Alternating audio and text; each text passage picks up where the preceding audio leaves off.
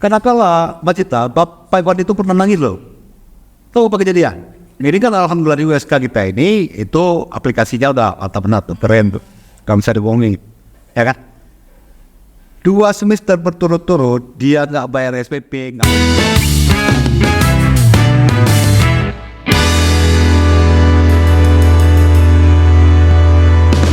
Karakter diperoleh dari nilai-nilai atau pandangan seseorang yang diwujudkan ke dalam bentuk tingkah laku. Karakter yang baik akan paham mengenai kebaikan, menyenangkan kebaikan, dan mengerjakan kebaikan pula. Nah, untuk itu teman-teman podcast semuanya, kita akan bahas tuntas bersama akademisi USK, yang mana beliau merupakan lulusan S2 dari Universitas Negeri Semarang dan telah menjabat sebagai sekretaris jurusan selama 1 periode, dan di periode selanjutnya, yaitu periode saat ini, beliau menjabat sebagai koordinator program studi Penjaskesrek, teman-teman podcast semuanya. Oke, langsung saja, kalian penasaran kan sama narasumber kita pada hari ini? Kita kenalin ya, kamera sorot. Iya. Assalamualaikum Bapak. Waalaikumsalam Mbak Cita. Halo Pak. Apa kabar Pak hari ini Pak? Alhamdulillah baik, segap. Ya, dengar-dengar Bapak sekarang menjabat sebagai koordinator prodi Pak, dan sebagai dosen juga. Ya. Iya. Alhamdulillah kan, ini kepercayaan teman-teman. Ya. Ya.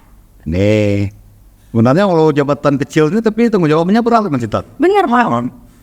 Jadi alhamdulillah nih udah masuk periode kedua. Setelah ada umur panjang, kami ambil masa jabatannya 2026. Sampai 2026. Wah, berarti ada 3 tahun lagi ya Pak? 3 tahun lagi, masih panjang tuh Pak perjalanannya. Iya Pak, ngomong-ngomong tentang mahasiswa, kali ini kita membahasnya tentang membangun karakter mahasiswa nih Pak. Nah, Bapak kan udah banyak nih pengalamannya tentang mengenal apa itu mahasiswa, bagaimana karakter mahasiswa, dan apa yang menjadi sudut pandang mahasiswa itu layak sebagai mahasiswa gitu Pak. Jadi ngomong masalah karakter ini sulit ya, karena dia tuh terlalu luas. Jadi yang perlu kita pahami dulu, ini sebenarnya jadi mahasiswa itu seperti apa gitu. Iya. Apalagi kita lebih fokuskan, saya rasa itu ke mahasiswa keguruan, fakultas keguruan, ya memang notabene dia itu dipersiapkan jadi calon guru.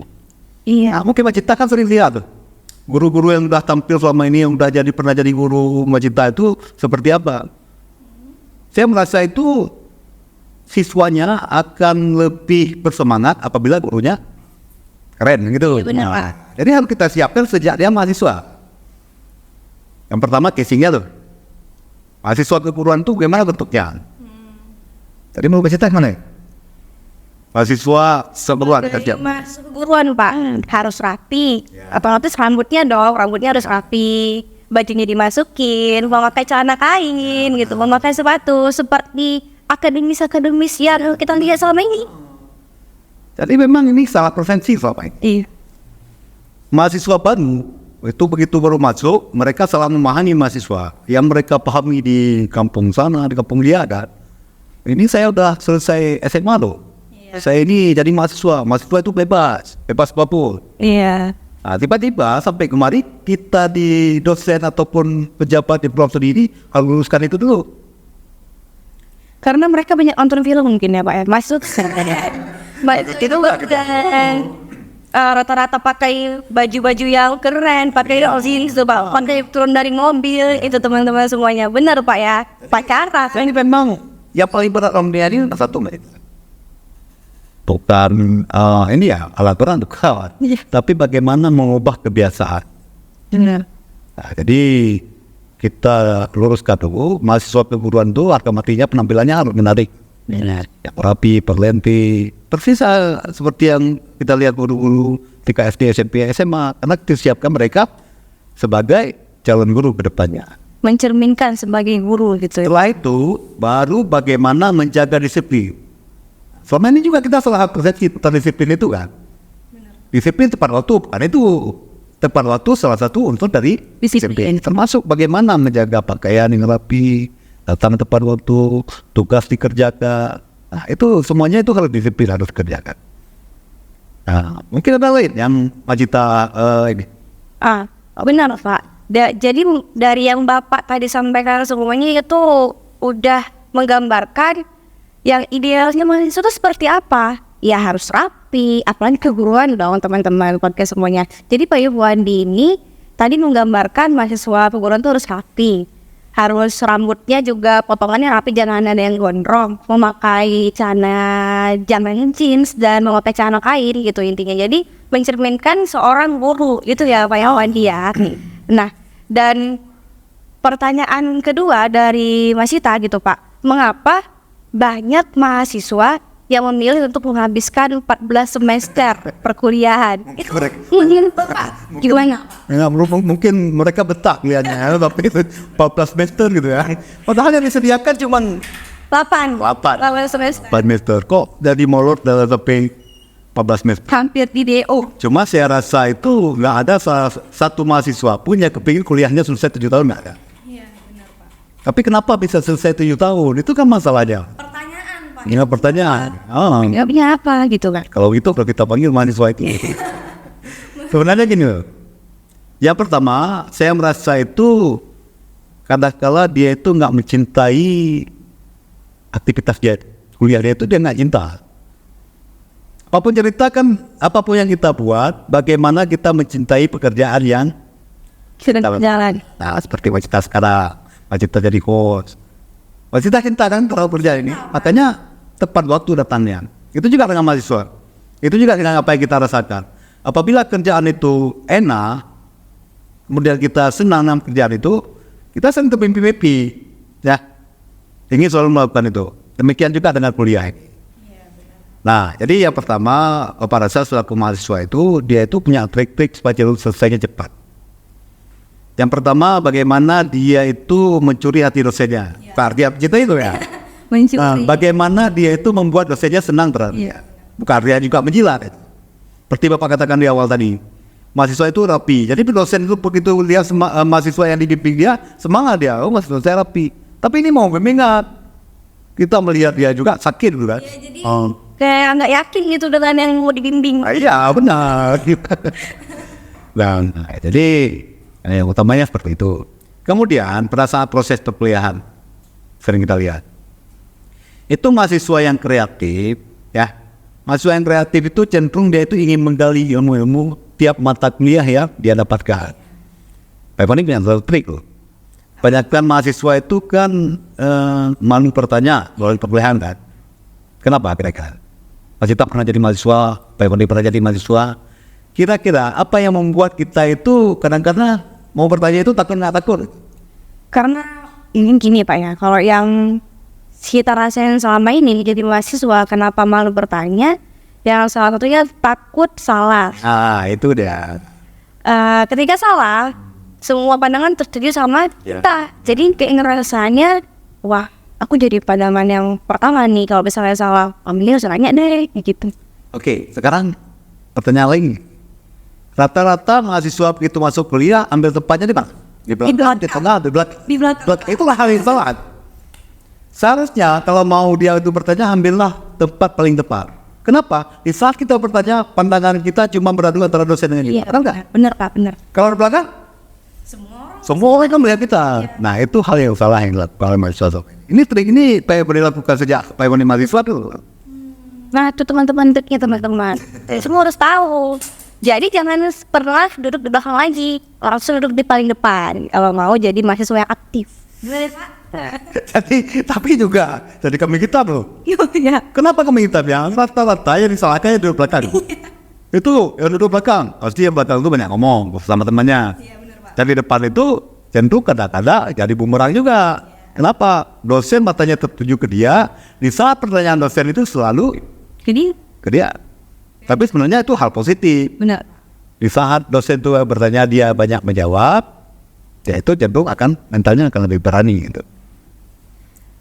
Sekarang ini mahasiswa bertolak belakang dengan mentalnya nih Pak. Masih bermasalah dengan mental keberanian. Keberanian itu kan mental Pak maksudnya Pak ya. Keberanian, kemudian tekadnya juga itu rata-rata banyak yang belum bisa memahami itu Pak. Makanya sebenarnya itu ketakutan yang tidak beralasan itu kan. Iya. Sekarang saya itu nggak berani bertanya kepada dosen. Saya itu nggak berani berhadapan dengan dosen. Kenapa? Rasanya kenapa? Mungkin kita juga nggak bisa jawab. Mungkin karena doktrin banyaknya dosen itu killer. Mungkin dosen itu susah dijumpain. Jadi aura-aura segan terhadap dosen itu sendiri itu menjadi apa ya Pak ya? Menjadi bumerang bagi diri kita sendiri gitu Pak. Makanya seperti Bapak katakan tadi, dia itu tidak bisa memahami bagaimana dosen ini memahami mahasiswa. Iya benar. Karena berbeda loh.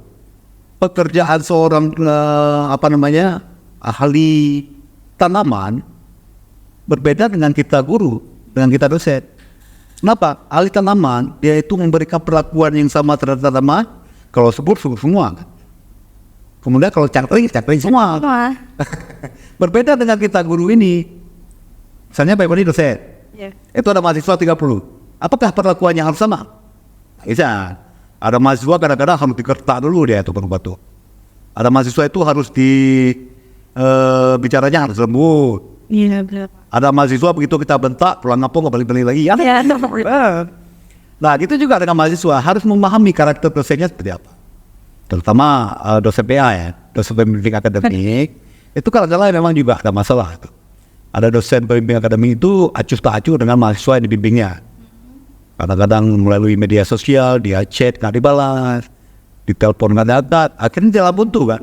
Sebenarnya nggak ada jalan buntu. Tadi Bapak si Pak Iwan sebagai koordinator prodi, ya saya nggak berani menjembatani. Gitu. Katanya Kalau misalnya ada masalah dengan PA itu bisa langsung bisa kita alihkan ke Pak. Langsung ngadu ke Bapak Pak ya. Jangan langsung kan lah, coba tangani sendiri. Ini teratasnya apa enggak? Kalau nggak teratas Kalau misalnya dia chat sekali berpatung, apalagi kan wajar saja mungkin lagi sibukan apa, kedua juga wajar. Tapi kalau berhari-hari dia chat, tapi nggak dibalas itu jadi masalah. Berarti masalahnya di dunia akademiknya. Nah, boleh kita jembatani. Karena kan salah satu indikator bahwasanya program studi ini berhasil, tingkat lulusnya itu cepat, bukan lambat. Bukan artian 7 tahun itu bagus, enggak. Kalau bisa kita luluskan 3,5 tahun, itu berarti mahasiswa itu punya kemampuan, dosennya juga punya kemampuan. Nah, kalau memang nggak kita pikiri ya, ada juga dosen pembimbing skripsi atau pembimbing akademik cenderung seperti itu. Apa alasannya Bapak Ibu nggak tahu. Aduh, tapi ingat sih Pak, pembahasan tentang mahasiswa itu sangat kompleks. Apalagi mahasiswa yang memilih tamat 14 semester. Nah, beribu alasan Pak, banyak alasan A, B sampai Z. Itu salah satunya itu Pak, yang susah. Susah. Benar ya. Tapi seperti Bapak katakan, ini ada pola yang nggak benar. Kita tahu, itu jam 2 malam, kadang-kadang anak mahasiswa yang masih berkata di kafe-kafe dalam. Banyak Pak. Bukan ya? Banyak Pak. Jadi sebenarnya itu nggak ada salah juga di surat edaran gubernur itu. Cuman kita nggak bahas itu ya, nggak bahas itu. Makanya bukan di kafenya. Mahasiswa ini ada mahasiswa kayaknya. Dia kan tak bisa memilih ini baik apa enggak. Benar Pak. Waktu itu tahu nggak kunci hidup sehatnya tiga? Apa gitu Pak? Kita semua kan bukan hanya kepingin sehat kan, tapi bagaimana kita bugar, bisa beraktivitas sehari-hari itu diawali dari pola hidup. Tidur. Bukan tidur, jangan tidur dulu. Bagaimana makan teratur. Tadi pagi sarapan enggak? Jam berapa? Enggak. Begitu enggak masuk kategori itu. Makan teratur, kemudian istirahat teratur, kerja teratur. Nah, istirahat yang penting. Ini yang sering merusak tatanan hidup, ya. Sering merusak pola hidup. Kenapa? Di saat kita tidur di atas jam 12 malam, yang kedua tadi itu kerja dengan makan itu udah pasti terganggu juga, benar nggak? Benar. Nah, contoh, aku ini sering cek gitu, saya kuliah. Coba sebutkan, kamu tidur tadi malam jam berapa? Saya bilang jam 12 malam Pak. Ada gilanya, dia bilang, kamu tidur jam berapa? Subuh tadi. Aduh itu ngapain Pak? Tahu kita aktivitas mereka. Ada katanya, alasannya, penyakit itu insomnia ya. Insomnia. Insomnia katanya. Nggak bisa tidur. Penyakit anak sekarang. Apa gila? Bukan masa insomnia, gara-gara HP di tanganmu. Iya. Lempar dulu HP ke sana, coba tugas kamu merem. Mau jam berapa itu tugas kamu merem. Sebenarnya bukan insomnia, karena faktor kebiasaan kayak gitu. Ya, kita terbiasa dengan itu. kembali seperti yang Bapak katakan tadi. Yang paling berat itu adalah merubah kebiasaan, Yes. ya kan? Benar. Kalau biasanya tidurnya jam 2 malam, dia bawa aja 10 malam, nggak mungkin. Karena Bapak pernah dapat ilmu itu. Pada saat kita istirahat di malam hari itu, terjadi proses detoksifikasi. Benar? Pernah. Apa itu? Detoksifikasi. Jadi racun yang ada di kita itu Dikeluarkan pada saat kita tidur itu. Itu berlangsungnya dari jam 10 malam sampai jam 5 pagi. Jadi kalau misalnya tidurnya pagi itu Pak, gimana tuh Pak proses tubuhnya bekerja? Makanya itu racunnya nggak pernah keluar, numpuk terus di tubuhnya. Nah, kembali lagi, kenapa mahasiswa itu seperti Mas Cita katakan tadi, memilih kuliah itu Memilih 14 semester. Benar pilihan, nggak ada pilihan.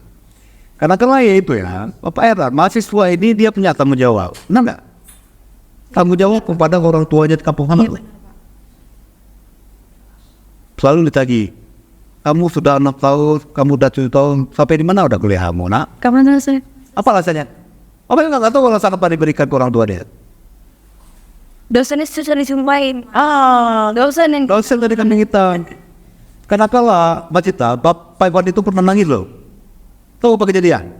Ini kan alhamdulillah di USK kita ini itu aplikasinya udah mantap benar tuh, keren tuh. Gak bisa dibohongin, ya kan? 2 semester berturut-turut dia nggak bayar SPP, nggak urus tanda aktif, konsekuensinya DO. dia otomatis. Nah, di saat itu Bapak mau cerita dikit boleh ya? Apa ya? Boleh Pak. Datang orang tuanya itu duduk di area kantor prompt. Saya tanya, Pak, lagi nunggu apa? Dia bilang, Pak, saya lagi nunggu operator di prodi ini. Saya mau lihat perkembangan akademik anak saya. Pada tanggal operator tolong print atas sama si Polar nih. Saya lihat. Begitu di print, Pak Iwan ini mau kasih nama orang tuanya atau nggak berani itu. Itu kenapa tuh Pak? Apa yang? 4 semester dia itu nggak ada aktivitas. Ya ampun. Jadi itu gimana Pak cara Bapak menyampaikan sama orang tuanya Pak? Ya, mau tidak mau kalau kita sampaikan, Pak, mohon maaf Pak, anak Bapak itu sudah 2 tahun itu nggak kuliah Pak. Diusap air matanya. Kenapa? Dibohongi, tiap bulan dia kirimkan uang kiriman dari kampung. Bayangkan. Nggak tahu apa motif dia tuh. Di Banda Aceh itu di sekitar kampus dia itu nggak pernah pulang ke kampung. Tiap bulan dikirimkan dari orang tuanya. Kalau saudara teman seperti itu, kalau Sakit. punya anak, sakit, wah biasa itu. Saya dengarnya sakit Pak. Atau punanya apa? Sabar Pak. Iya, saya akan sabar selaku orang tua, tapi dia akan saya cari artinya. Bahaya sekali itu. Nah, jadi himbauan Bapak ya, melalui media ini mungkin mahasiswa-mahasiswa kita bisa sadar. Ya sebenarnya kuliah ini nggak sulit. Nggak sulit kuliah kan? Nggak sulit. Apalagi dosen sekarang tuh baik-baik hati itu Mbak Cita. Iya, benar Pak. Saya sudah mengalami itu Pak. Benar. Datang tiap hari dari pertemuan pertama terakhir itu nggak bisa apa-apa, dikasih juga lulus kan? Iya. Beda kayak zaman kami kuliah dulu, kita kuliah tiap hari, masuk tiap hari, nggak bisa nggak kasih lulus. Sebenarnya idealnya seperti itu, nggak boleh lulus kalau nggak bisa. Tapi ini faktor kasihannya itu kadang-kala terlalu banyak. Ya, cuma harus ada kalau kuliah sama saya itu konsekuensinya itu kalau tidak hadir 4 kali itu ambil tahun depan. Udah otomatis Pak ya. Iya Pak. Langsung nilainya. Ada itu Mbak Cita, perlu Mbak Cita tahu. Ada 3 kali program bentar kuliah. Datang lagi. Semester depan dia program lagi. Nah, saya kasih lulus benar. Kapan saya kasih lulus? Kalau udah DU, kasihan juga kan. Jadi Pak kalau misalnya ada sesuai izin gitu Pak, izin. Boleh, nggak ada masalah. Kalau alasannya jelas nggak ada masalah. Misalnya sakit kan. Sakit ya, tandanya dia sakit itu harus disertakan surat dokter untuk istirahat. Tapi kalau hanya sakit sekedar pilek, apa ini nggak perlu kan? Masih bisa datang, fisiknya masih bisa bergerak. Ya, benar. Nah, jadi bagaimana sekarang itu satu lagi alasannya tadi. Kadang-kala dibuat kambing hitam itu organisasi. Organisasi. Iya Pak. Saya terlalu sibuk organisasi Pak. Katanya kamu, orang tuamu dari kampung itu tugaskan kamu kemari ke Banda Aceh kuliah, disuruh ikut organisasi ya kuliah. Tapi sebenarnya itu bukan alasan. Bukan alasan. Iya ada Pak. Organisasi. Cuman mampu menyelesaikan. Boleh ya. Tahu juga. Pembimbingnya siapa ya? Bapak. Nah, jadi seperti itu. Sebenarnya lewat organisasi itu malahan dia itu lebih pengalaman ya. Iya. lebih pengalaman bagaimana berbicara di depan umum. Itu juga dengan kuliah itu. Bagaimana dia cepat menyelesaikan kuliah. Kayaknya itu ada hubungannya. Jadi bukan alasan dia itu gara-gara organisasi terlambat kuliah. Harusnya dengan organisasi dia itu bisa lebih cepat. Benar Pak, bisa mensinkronkan antara keduanya Bang. Jadi keduanya itu sangat penting bagi mahasiswa itu sendiri. Akademiknya iya, organisasi juga iya. Jadi setiap pertemuan Pak Effendi dengan mahasiswa, Bapak selalu sampaikan, tolong jadikan kampus ini itu rumah kedua. Ya kan? Banyak bisa dibuat di sini kalau dia mau kreatif. Padahal kemudahannya luar biasa sekarang. Tiap mahasiswa itu punya motor, benar kan?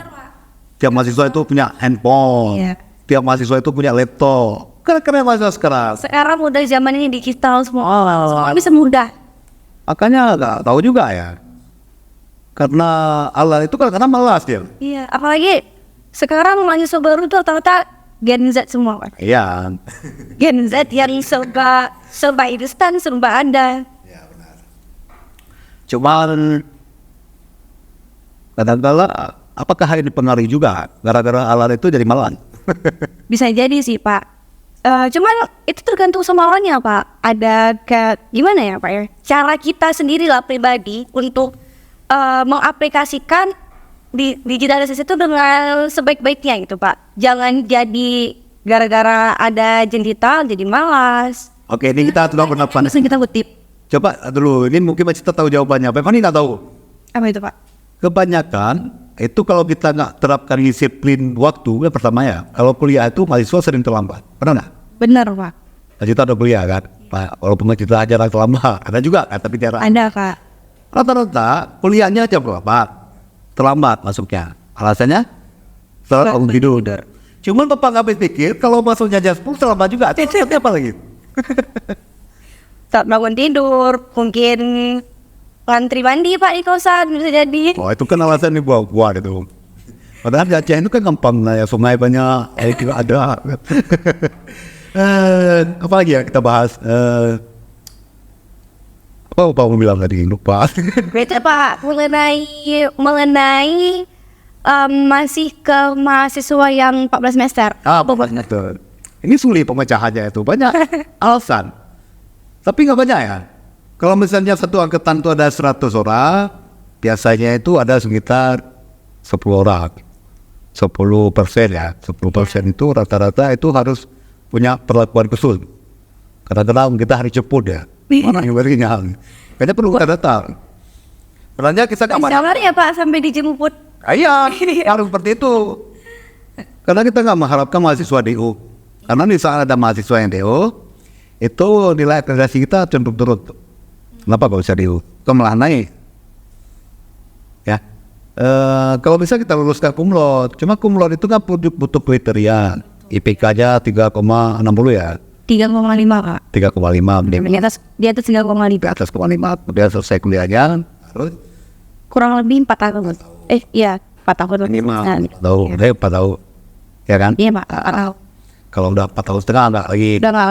Udah nggak lagi dikategorikan kumlot. Jadi rata-rata kita ini masih 5 tahun. Nah, 5 tahun rata-rata. Jadi kembali lagi sebenarnya bagaimana dia itu bisa mengatur yang pertama gaya hidup, pola hidup itu yang paling penting. Bangun tidur yang teratur, itu bebarengan kan tidur malamnya jam berapa? Nah, Mungkin itu bisa sambil apa Pak ya, peran dosen di kampus tuh untuk mengedukasi semua mahasiswa untuk melakukan pola hidup sehat gitu Pak. Jadi setiap masuk ke kelas gitu kan langsung edukasi gitu, langsung tanyakin kayak Bapak yang lakuin tadi itu seharusnya dilakukan semua. sebenarnya banyak loh apalagi kita kan di jurusan pendidikan olahraga ini itu banyak mata kuliah yang ngomong tentang itu, tapi memang nggak masuk atau kurang masuk apa nggak tahu.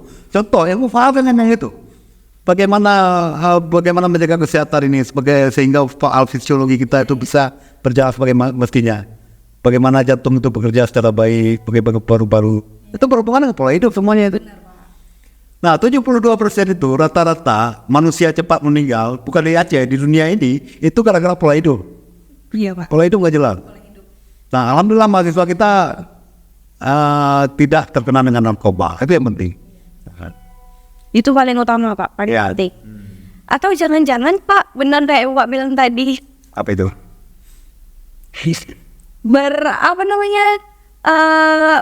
berkontradiksi dengan yang nongkrong di warkop atau di kafe.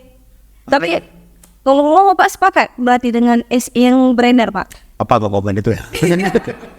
Nanti pro kontra lagi. Yang jelas, Pak Bondi, kalau mahasiswa kita itu Bapak nggak setuju kalau nongkrong di warkop itu sampai larut malam. Apapun alasannya. Alasannya ngerjain tugas, kenapa harus di kafe? Coba, mulai alasan, kenapa harus di kafe? Apa kalau lebih asik? Ngumpul Sita memang gimana Pak ya? Memang kalau mau tugas tuh nggak bisa kalau di kos Pak, harus di luar. Karena menurut Sita kalau misalnya ngerjain itu di kos terlalu, karena ya Sabtunya sendirian.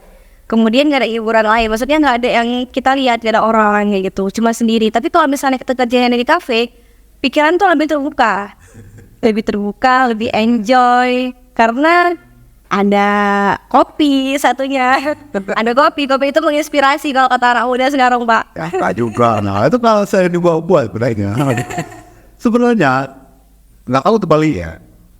Kalau saya sendiri itu lebih fokus itu kalau bekerjanya sendiri, ada yang malah kalau ada orang lalu-lalang itu ya jadi terganggu fokus kita. Cuma nggak bisa bayangkan begitu ribut kafe itu kok bisa dia kerjakan tuh kan? Itu berarti tipe orang ekstrovert Pak. Iya, jadi kan kalau kepribadian manusia ini ada extrovert dan introvert. Berarti Bapak tadi kategori introvert. Ada itu. Nah, sekarang kita kerjakan tugas di kafe. Iya. Lewat teman kita siapa? Halo, dia duduk sini. Masih bisa kita kerjakan tugas nggak? Bisa. Gimana caranya? Kalau Sita Berbicara sampai kita kerjakan tugas. Sita Oh, Pak Vita, oke. Mungkin mahasiswa yang lain misalnya, yang kita bicarakan. Nah, apa pernah marah-marah di kafe itu? Dipikir apa tengah malam tuh kayak orang gila. Kebetulan itu karena ada yang sakit, jam 2 malam, Bapak cari cemilan ke depan, warkop depan itu. Rupanya ada mahasiswa kita, ada 5 orang itu. mahasiswa. Bukan buat tugas, tapi apa namanya?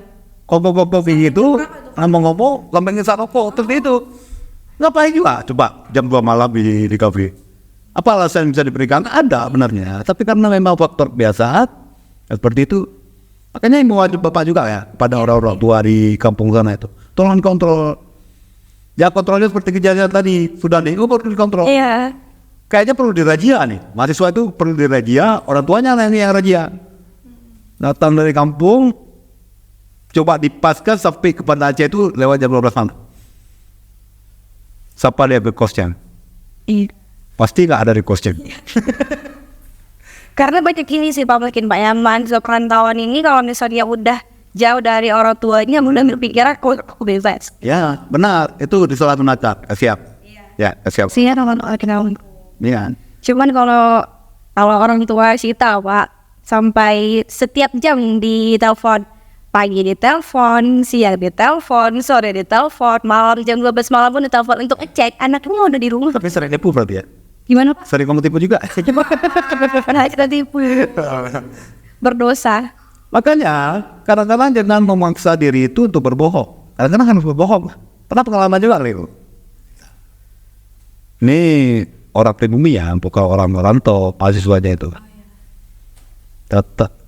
Dan Baik Fani tahu mahasiswa ini dia itu kreatif, pernah ketua himpunan. Tapi setelah menjabat sebagai ketua himpunan, nggak pernah datang ke konsultasi lagi. Konsultasi nggak pernah. Datang orang tuanya, tanpa dia ketahui datang orang tuanya, dia tanya, Pak, gimana kira-kira perkembangan saya? Udah selesai mata kuliah Bu, ada skripsi. Jadi skripsinya sampai di mana? Yang dia bicarakan ke ibu sampai di mana? Dia bilang mau seminar proposal. Belum Bu. Marah-marah ibunya, ibu tenang dulu. Ibu mau cari solusi apa cari masalah? Dia bilang, bagaimana solusinya Pak? Ibu tunggu sebentar, saya telepon. Apa telepon? Katanya, kamu mana? Di rumah Pak. Kapan kamu bisa jumpai Pak Fondi sebentar? Kapan kamu bisa jumpai Pak Fondi? Sekarang boleh Pak? Boleh. Dia nggak tahu ibunya ada di kantor. Begitu dia datang langsung dimarahin sama ibunya. Bu tenang dulu Bu. Ibu sudah suruh panggil. Sekarang tunggu jawab saya. Tolong ibu di luar. Saya mau bicara. Nah, ibunya keluar. Saya tanya kenapa kamu bohongi ibu? Gimana? Nah saya bohongin Pak. Tiap hari dia tanya sampai di mana saya, akhirnya saya itu putus, paksa saya bohongin. Karena seperti itu juga, kasihan juga anaknya itu. Ya, ini terlalu protektif. Ya, dia juga mau ketemu dosennya mungkin belum punya ini ya, belum punya permasalahan jadi judul skripsinya untuk diangkat. Sementara di rumah selalu diserang sampai mana, sementara dia butuh mau pikir masalah apa mau sampaikan ke dosen PA dia. Nah, Tapi sebenarnya nggak gimana Pak ya, sebenarnya nggak perlu terus ditanyakin kamu kapan selesai. Kapan awal? Iya, jadi apa? Jadi pikiran untuk pribadi mahasiswa itu sendiri gitu Pak. ya benar, tapi yang namanya orang tua kan dia udah keluarkan uang banyak, sementara anaknya itu nggak tahu kesimpulannya apa. Nah, kalau insya Allah kalau dia mau datang kemari silaturahmi kan, kita bisa cari hal sebenarnya itu yang menjadi masalah anaknya itu apa. Akhirnya saya katakan, oke, mulai sekarang kamu coba konsul, jangan pernah nggak datang ke kantor selama 1 hari. Ya sampaikan. Begitu anaknya keluar, ibunya datang, Bu, sekarang saya tangani, tolong kasih kepercayaan dia atau selesai. Alhamdulillah nggak lama, 3 bulan selesai. Itu Pak menjadi faktor bisa jadi takut, nggak punya keberanian, tekadnya kurang untuk jumpa sama dosen. Dan untuk berdiskusi itu mereka nggak punya kemampuan yang mumpuni gitu. Jadi itu yang menyebabkan salah satunya mereka seperti apa ya, ketika ada kendala, ada permasalahan tentang skripsinya dia nggak berani. Sebenarnya itulah rasional yang harus dipakai oleh mahasiswa ya. Saya ini kuliah loh. Saya ini punya tanggung jawab dengan orang tua saya. Bapak, ibu dosen di sini juga punya tanggung jawab bagaimana menyelesaikan saya. Sebenarnya nggak ada yang ditakuti. Anggap sebagai orang tua kedua dosen. Oh iya benar. Sekarang datang dimarahi. Kalau dimarahin apa kejadian? Apakah dunia ini kiamat? Enggak. Kenapa harus ditakuti? Apakah akan dibacok? Enggak juga gitu kan. Jadi alasannya kenapa takut itu nggak beralasan. Tapi itu memang dirasakan oleh setiap mahasiswa. Iya. Rata-rata. Berarti banyak Pak ya kasus-kasus mahasiswa bohongi orang tuanya sampai orang tuanya datang ke kampus gitu. Itu kan seperti gunung es Mbak Cita. Yang muncul itu kan cuma 2, padahal di bawahnya tuh banyak kan. Cuma kita nggak tahu. Tapi memang banyak sih Pak. Apalagi mahasiswa yang mendapat beasiswa tuh Pak. Nah, banyak sekarang mahasiswa yang mendapatkan beasiswa tuh nipuin orang tuanya dengan misalnya ini beasiswa udah keluar, dibilang belum keluar, padahal udah habis sama dirinya sendiri. Itu gimana tuh menurut Pak? Itu kan juga karakter tuh Pak. Mungkin orang tua juga. Kok bisa anak bohongi orang tua? Iya, itu terus karakter. Nah, jadi karakter gimana Pak ya? Dia kalau udah dapat beasiswa berarti suatu pintar, layak. Tapi kalau misalnya dia tidak berkarakter, itu sama dengan zong nilainya, nggak ada nilai. Makanya itu ya, kita susah ya untuk membentuk karakter dia itu supaya jujur. Itu susah. Cuman sebenarnya itu kembali lagi ke bagaimana pedalaman agama sebelumnya. Jadi Bapak marah loh kalau dibilang mahasiswa itu karakternya nggak jelas gara-gara dia di tempat perkuliahan dosen tunggal didik, apa marah loh? Kenapa? Kita terima sini sebenarnya udah jadi, ya kan? Karakternya udah jelas, sehingga dia bisa kuliah sini. Dia jadi pembohong, karena pernah dosennya dibohongin loh Mas Cita. Alasannya, jangan ke orang tua, dia datang ke dosennya, Pak, mohon maaf Pak, saya mendapat kiriman, mau pinjaman Pak. Emang nggak banyak ya? Ada. Kita kasih nggak dibalikkan, itu pernah kejadian. Iya Pak. Iya. Berarti kalau misalnya kita nggak ada uang, kita kirim Pak ya? Jadi hal-hal seperti itu yang membuat kadang-kala dosen ini itu kurang percaya pada mahasiswa. Katanya mahasiswa ini bohong, padahal kan cuma beberapa itu. Beberapa orang itu yang memang sering bohong, ya kan? Akhirnya dicap mahasiswa itu banyak yang bohong. Iya, itu tadi Pak, karakter. Ya, tadi satu lagi ya, mungkin ini juga pengaruh dengan apa tadi, kemudahan ya sepeda motor, sehingga jalinan silaturahmi ini sudah agak kurang. Benar Pak. Kalau dulu kami nggak pulang-pulang loh, kami kuliahnya dulu nggak ada satupun punya motor. Berangkat dari rumah kemari itu pakai angkutan kota. Kalau di Aceh itu kan lamanya lebih-lebih. Labi-labi, iya Pak. Kalau kuliahnya jam 8, kami berangkat dari rumah itu harus jam 7 pagi.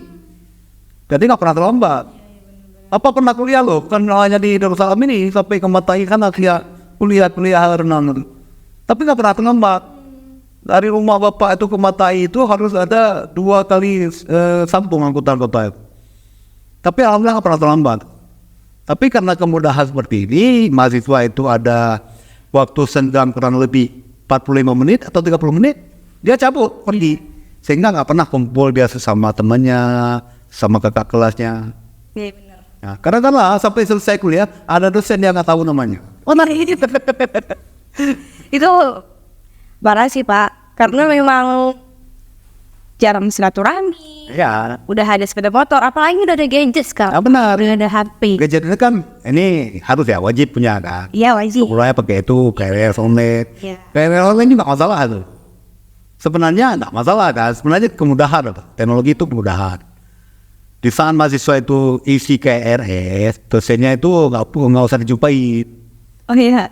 Jadi Pak Boni bisa berada di luar negeri sana, bisa periksa KRS mahasiswa. Tinggal setuju aja. Cuma kata lah, ini timbal balik. Tadi Bapak Irfan ini mungkin sekiranya Bapak bisa ngasih closing statement nih Pak untuk teman-teman podcast yang ada di rumah sekalian, yang ada di rumah yang menonton kita di sini. Bapak bisa ngasih closing statement yang mana yang menjadi tolak ukur karakter mahasiswa itu seperti apa? Oke, jadi himbauan saya ya, yang pertama selaku mahasiswa itu jaga disiplin. Disiplin waktu berpakaian. Kemudian juga orang-orang tua di rumah, tolonglah dikontrol anaknya, jangan dilepas seperti itu. Jadi kalau perlu tiap saat seperti yang kita sampaikan, komunikasi, telepon, melalui chat. Kalau bisa sesekali seperti saya jelaskan tadi, coba razia mereka tempat kos dia tepat tengah malam.